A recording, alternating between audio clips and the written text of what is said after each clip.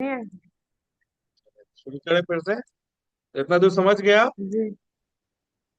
कोई दिक्कत तो बताइए। जी। कुछ नहीं समझ में आया हो इतना दूर में?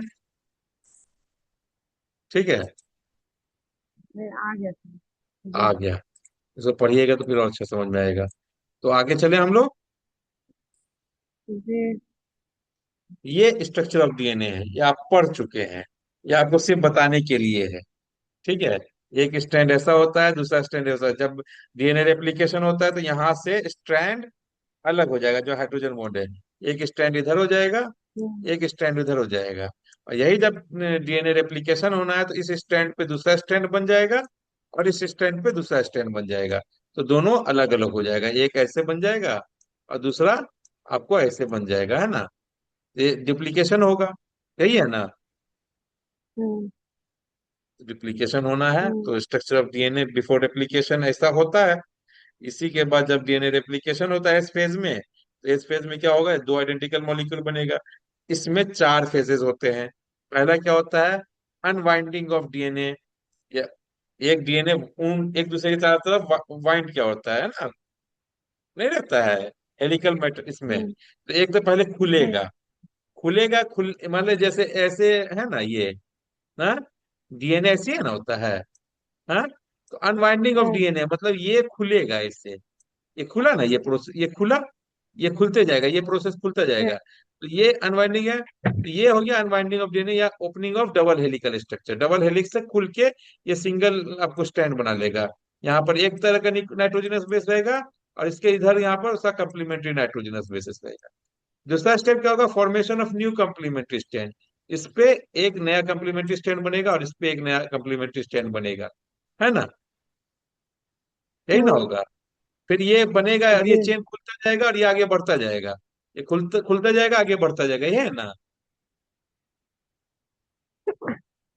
है कि जी। नहीं। और जब खुलते खुलते बढ़ जाएगा, यहाँ तक कंप्लीट हो जाएगा पूरा। पूरा ये खुल के जब पूरा का पूरा डीएनए डुप्लीकेट हो गया, तो कंप्लीशन ऑफ रेप्लिकेशन हो जाएगा, यही है। ये चार स्टेजेस होते हैं डीएनए रेप्लिकेशन के। ठीक है। तो DNA exist hmm. As a double helix. Enzyme helicase, ये आपको जरूरत नहीं, हेलिकेज एंजाइम खुलता है। ठीक है। टू स्ट्रैंड सेपरेट होता है। रेप्लिकेशन फॉर्क बनाता है। रेप्लिकेशन फॉर्क बनाने का मतलब क्या हुआ, एक डीएनए ऐसे खुला ना। हाँ। ऐसे खुला तो यहाँ पर फॉर्क बन रहा है, जी। फॉर्क बन रहा है ना यहाँ पे। इसको कहते हैं रेप्लिकेशन जी। फॉर्क। यहाँ पर से खुलेगा। ठीक है बाकी। और two single strands act as a template.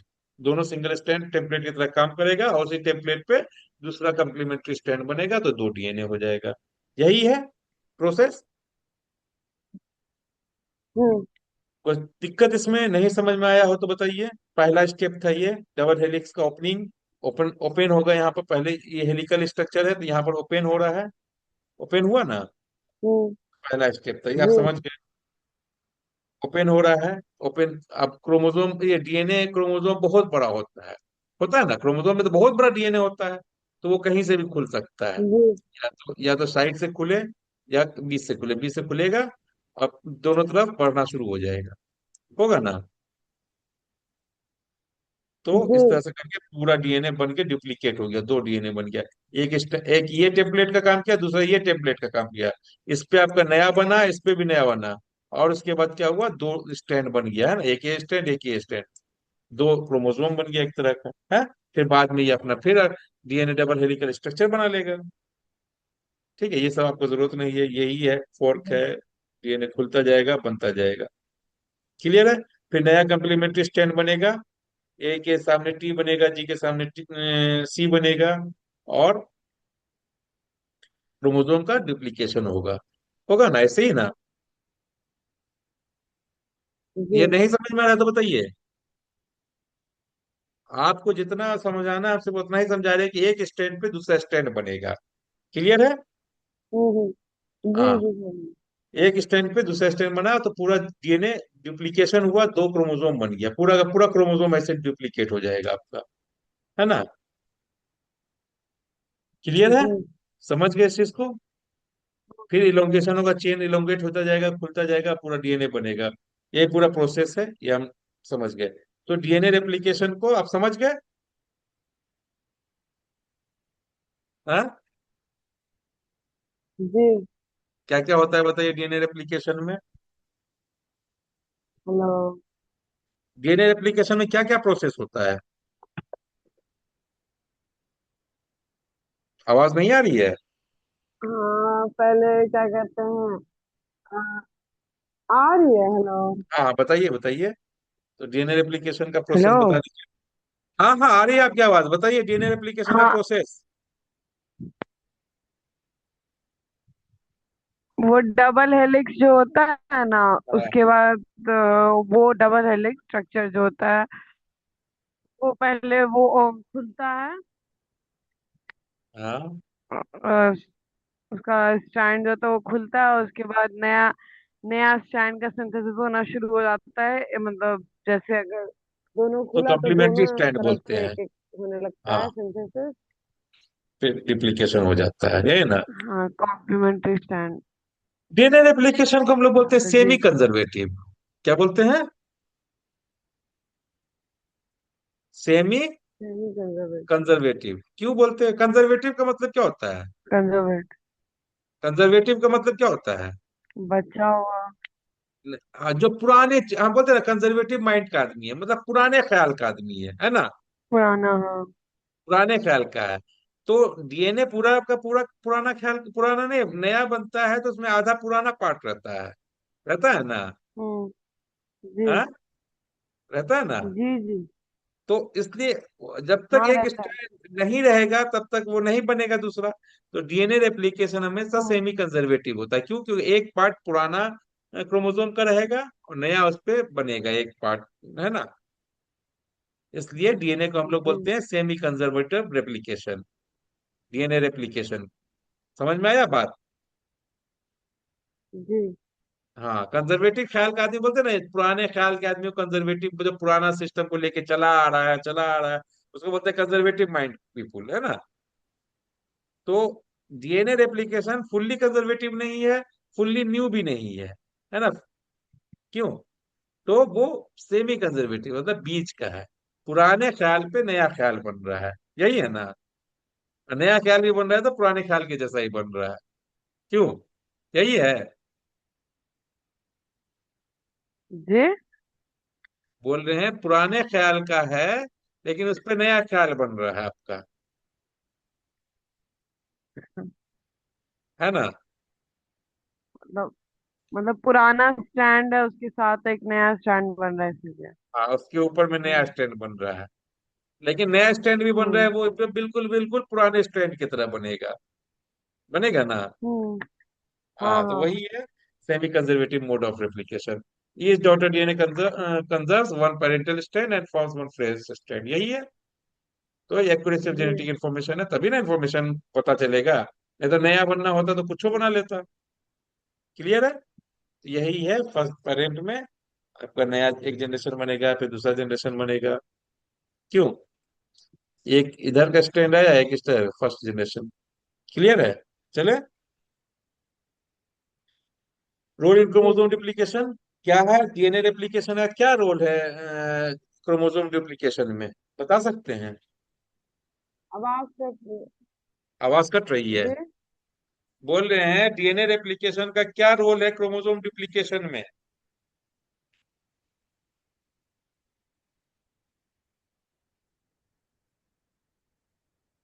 बता डीएनए सकते हैं? एप्लीकेशन का में। हाँ, डीएनए रेप्लिकेशन हेलो। का क्या रोल है क्रोमोसोम डुप्लीकेशन में? अगर डीएनए रिप्लिकेट होगा, मतलब दो क्रोमोसोम, अलग क्रोमोसोम, मतलब सॉरी, क्रोमोसोम बनने के लिए, डुप्लीकेट होने के लिए डीएनए डुप्लीकेट होना बहुत जरूरी है, पूरा का क्योंकि पूरा फिर क्रोमोसोम इसलिए पूरा डीएनए का पहले पूरा डुप्लीकेट होगा क्रोमोसोम तो। डीएनए का बना होता है आपका। पूरा का पूरा क्रोमोसोम डीएनए का बना है। अगर डीएनए डुप्लीकेशन नहीं होगा तो क्रोमोसोम हम्म। डुप्लीकेशन नहीं होगा, है ना? तो डीएनए रेप्लिकेशन जरूरी है क्रोमोसोम हम्म। डुप्लीकेशन में, क्योंकि कि आपको इक्वली जाना होगा अगले जनरेशन में, है ना? ठीक है, जी। यही है। तो सेल अपने आप को, हम्म। यही रेप्लिकेशन है। पहला एक आपको होमोलोगस क्रोमोसोम ऐसे रहता है, बोले ना, एक एक ही स्ट्रैंड रहता है अभी। ये तो दिखाया गया, ये खुला रहेगा आपको क्रोमेटिन के फॉर्म में। ये खुला रहेगा, फिर बाद में आपको एस फेज में इसी का एक स्ट्रैंड बन जाएगा दूसरा, बनेगा ना एक। और फिर जाकर के अपने आप को जब हम्म। कंडेंस करेगा आपको सेल डिवीजन के समय में, तो फिर ऐसा बनेगा डुप्लीकेटेड वाला, है ना। ये डुप्लीकेशन है। ये एक डीएनए का क्रोमोसोम है या क्रोमेटिन का, और यही जब डुप्लीकेशन होने के बाद ऐसा क्रोमोसोम बन जाएगा, दो डीएनए का, सिमिलर डीएनए टाइप का, है ना। इसीलिए ये दोनों सिस्टर क्रोमेटिड्स 100% सेम रहेगा। लेकिन उसी का जो आपका होमोलोगस है, हो सकता है डिफरेंस हो उसमें, है है कि नहीं? हम्म। नहीं है। हम्म। हाँ, चलिए आगे। ये में डिफरेंस नहीं। हाँ। क्या बोले? नहीं है ना डिफरेंस। इसमें ये होमोलोगस क्रोमोसोम में। होमोलोगस क्रोमोसोम में डिफरेंस होगा ना। ये मान लो फादर से आया है, ये मदर से आया है, ये वाला अपना हम्म। डुप्लीकेट होगा, इसका दो स्टैंड है इसमें। एक स्टैंड अपना अलग हुआ अच्छा। है, एक स्टैंड अंदर डुप्लीकेट होगा, तो दो स्टैंड बना लिया। ये फादर से आया हुआ हम्म। है सेम तरह का क्रोमोसोम, नेचर सेम है। यहाँ पर जो जीन है, उसी जीन का दूसरा फॉर्म यहाँ पे है। डीएनए का सीक्वेंस सेम रहेगा, हम्म। लेकिन इस जीन में थोड़ा सा सीक्वेंस चेंज होगा, तो ये 100% हम्म। सिमिलर नहीं होगा, होमोलोगस है। होमोलोगस मतलब सेम हम्म। है, लेकिन 100% जेनेटिकली सेम नहीं होगा। ठीक है। जीन कंटेन जीन रखेगा है, लेकिन हो सकता है डिफरेंट फॉर्म्स ऑफ जीन हो, है ना। तो ऐसा एक क्रोमो, ये दोनों है होमोलोगस क्रोमोसोम। लेकिन एक क्रोमोसोम के दो सिस्टर क्रोमेटिड्स, एक क्रोमेटिड और, तो सिस्टर क्रोमेटिड्स हमेशा 100% सेम रहेंगे, है ना। सिस्टर क्रोमेटिड हमेशा 100% सेम रहेगा, लेकिन होमोलोगस क्रोमोसोम जरूरी नहीं कि 100% सेम हो भी सकता है, लेकिन बहुत रेयर चांस है, क्योंकि एक मदर से आ रहा है, फादर से आ रहा है। ठीक है। ठीक है, ये हम्म। होमोलोगस सिस्टर जी। क्रोमेटिड्स है ना। ये होमोलोगस, इसका होमोलोगस पार्ट ये है ना। ये होमोलोगस क्रोमोसोम्स जी। है। क्लियर है ना। हम्म। तो डीएनए रेप्लिकेशन का इंपॉर्टेंट क्या है, इंपॉर्टेंस क्या है, ये आप खुद लिखिएगा, इसको हमको अब समझाने की जरूरत नहीं है। इक्वल डिस्ट्रीब्यूशन करना रहता है, क्रोमोसोम नंबर को मेंटेन करके रखेगा। ठीक है। हेरिडिटी कैरेक्टर को प्रिजर्व करेगा, करेगा ना। ग्रोथ और रिपेयर ऑफ बॉडी टिश्यूज को हेल्प करेगा, इसेंशियल फॉर रिप्रोडक्शन है। रिप्रोडक्शन के लिए बहुत जरूरी है डीएनए रेप्लिकेशन, तभी ना अगला जनरेशन में जाएगा। ठीक है। जी। इफ रेप्लिकेशन गोज रॉन्ग, गलत हो जाएगा, तो क्या होगा? अगर मिस्टेक होता है रेप्लिकेशन के प्रोसेस में, तो म्यूटेशन होता है। म्यूटेशन मतलब चेंज हो जाएगा, आपका कैरेक्टर चेंज हो जाएगा, हो सकता है ना। हम्म। हम्म। म्यूटेशन हो जाए तो हमारा बाल का कलर हो सकता है चेंज हो जाए, है ना। म्यूटेशन हो जाए तो जी। हमारा हो सकता है आंख का कलर चेंज हो जाए, वही जीन में म्यूटेशन हो गया, वो जीन अब दूसरा जीन चीज बनाने लग जाएगा। ठीक है। हो सकता है वो कैरेक्टर ही खत्म हो जाए। ओके। जैसे हमारा cell disc, sorry, RBC disc shape बनता है, अगर म्यूटेशन हो जाता है ना, सिर्फ एक एमिनो एसिड का म्यूटेशन होता है, चेंज होता है, तो वो सिकल सेल का बना देता है। इसको लोग सिकल सेल एनीमिया भी बोलते हैं। तो म्यूटेशन होता है, चेंज इन डीएनए सीक्वेंस हो गया, तो उससे आपको कैरेक्टर भी चेंज हो जाएगा। डिफेक्टिव प्रोटीन्स बनाएगा, प्रोटीन दूसरे तरह का बनने लग सकता है, या वो प्रोटीन नॉन फंक्शनल भी हो सकता है। सेल माल फंक्शन हो सकता है, हम्म। सेल जो सेल में हो जाएगा, सेल अपना सही से काम नहीं करे। ये भी हो सकता है, क्योंकि आपका मैसेज ही गलत गया, है ना। अगर रेप्लिकेशन के प्रोसेस में गड़बड़ हो गया कुछ भी, है ना, तो मैसेज ही चेंज हो जाएगा जी। ना आपका। तो माल फंक्शन होने लगेगा।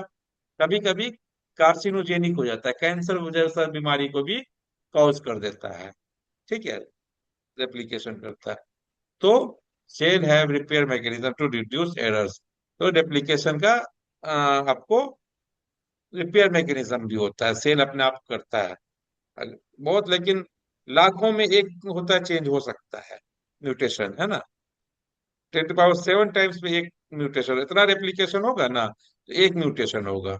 तो बहुत कम है, लेकिन नेचर में ये बहुत ज्यादा भी नहीं है। ठीक है, तो होता रहता है। तो अगला फेज क्या है? G2 phase. हाँ। तीसरा फेज, हम्म। इंटरफेज का तीसरा फेज G2 फेज है। पहला दो फेज कौन कौन था? जीवन फेवर एक्सप्रेस। क्या क्या होता है दोनों फेज में? जीवन फेज में प्रोटीन का सिंथेसिस होता है। और वो क्या कहते हैं, डीएनए रिप्लिकेशन के लिए जो प्रोटीन जरूरत होता है उसका सिंथेसिस होता है। डीएनए आरएनए और सिंथेसिस क्या होता कहते है, डीएनए नहीं, आरएनए और प्रोटीन का हाँ, सिंथेसिस होता आरएनए है। और प्रोटीन जरूरी नहीं सिंथेसिस है कि होता है। सिर्फ आरएनए वाला ही प्रोटीन, डीएनए रेप्लिकेशन वाला ही प्रोटीन बने, सारे प्रोटीन्स बनते हैं। ठीक है। और अच्छा। डीएनए रेप्लिकेशन के हाँ। लिए अपने आप को तैयार करता है उसमें, तो वो प्रोटीन हम खास करके हम्म। बोले वो भी प्रोटीन बनेगा, लेकिन सारे प्रोटीन्स बनते हैं उसमें। ठीक है। हम्म। जी। सेल डिवीजन के लिए और सारे भी प्रोटीन है, खाली रेप्लिकेशन का जरूरी नहीं है, तो सारे। फिर एस फेज में क्या होता है? डीएनए डुप्लीकेशन होता है, क्रोमोसोमल डुप्लीकेशन होता है, यही है ना। और G2 फेज में फिर से हमारा जो अब सेल अपने आप को चेक कर लेता है, भैया कुछ प्रोटीन और आरएनए कम तो नहीं है।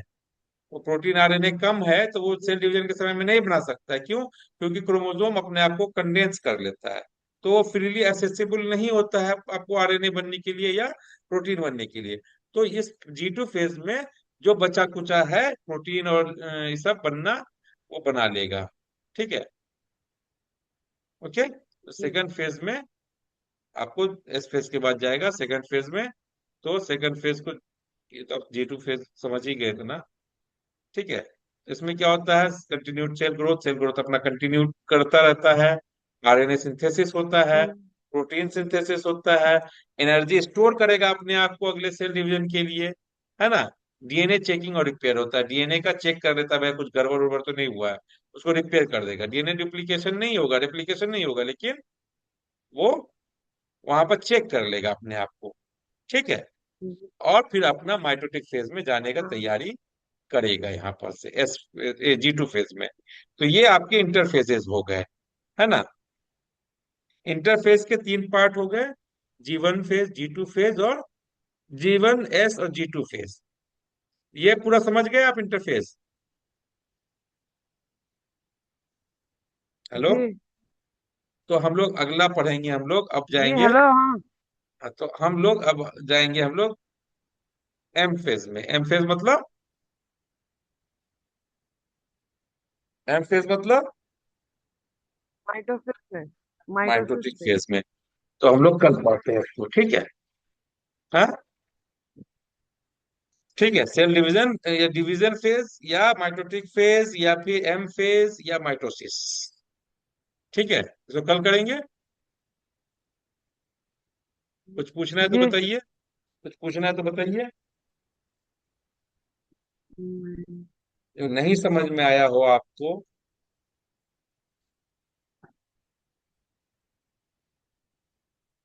बताइए। आ गया है। आ गया, इसको पढ़िए किताब में, आपको किताब में बहुत ज्यादा नहीं दिया हुआ है, लेकिन आप पढ़ सकते हैं, समझ सकते हैं इसको। क्लियर है? एक बार पढ़ लीजिएगा, एक बार रीडिंग दे दीजिएगा किताब में भी, तो आपको सही हो जाएगा। ठीक है, बहुत ज्यादा नहीं है आपकी किताब में, है क्या? हाँ, जी। नहीं है। नो। कितने होंगे आपके आपकी किताब में? अगर हम देखें, हाँ। क्या क्या होगा फेस, देखते हैं, दिख रहा है कितनी ये? स्क्रीन तो दिख रहा है। ये क्रोमेटिन वगैरह हो गया, ये जी। सब हो गया आपका। जीन्स हो गया है। सेल साइकिल में, सेल साइकिल है ना आपका, हम्म। डिवाइड ग्रो डिवाइड है, फॉर्मेशन ऑफ न्यू डीएनए पढ़ चुके हैं हम लोग, सेल हम्म। साइकिल। और यहाँ तक ये एक पेज है, एक पेज आप स्टडी एक बार हम्म। रीडिंग दे दीजिएगा। ठीक है। तो आपको समझ में आ जाएगा हम लोगों ने क्या क्या डिस्कस किया है। फिर कल से सेल डिवीजन पे हम लोग जाएंगे। ओके। कल माइटोटिक फेज खत्म कर देंगे, फिर उसके बाद म्यूसिस होगा, तीन तीन दिन लगेगा, 3 से 4 दिन लगेगा चैप्टर को और। ठीक है। हम्म। क्लियर है? तो खत्म किया जाए, कुछ पूछना जी। नहीं है। चलिए फिर, नहीं। कल मिलते हैं, इसको पढ़ लीजिए एक बार। ओके। जी। हेलो। जी।